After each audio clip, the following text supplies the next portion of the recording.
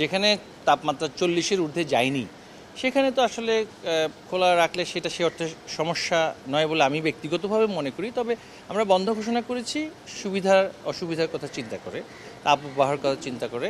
তো সেক্ষেত্রে কোনো প্রতিষ্ঠান যদি অধিক তাপমাত্রার পরও যদি খোলা রাখে তাহলে সেটা আমরা দেখব সেভাবে। তবে আমি এই বিষয়ে এই মুহূর্তে কোনো মন্তব্য করতে চাই না। তবে স্কুল বন্ধ করার বিষয়ে যেই পরিমাণ উৎসাহ, বিদ্যালয় খোলার ব্যাপারে অত উৎসাহ দেখা যায় না। তো আমি আপনাদেরকে অনুরোধ করব যে খোলার বিষয়টা আপনারা একটু মাথায় রাখবেন, যে শিক্ষার্থীদের পড়াশোনার বিষয়টা খুবই গুরুত্বপূর্ণ। প্রাথমিক বিদ্যালয়গুলো খোলা, সেটা প্রাথমিক মন্ত্রণালয়ের সাথে আপনি আলোচনা করতে হবে। সমন্বয়হীনতা নয়, প্রাথমিকের যে সময়ের মধ্যে শেষ হয় সেই সময়ের মধ্যে সেই ধরনের ঝুঁকি না থাকায় সেটা খোলা রেখেছে। হ্যাঁ,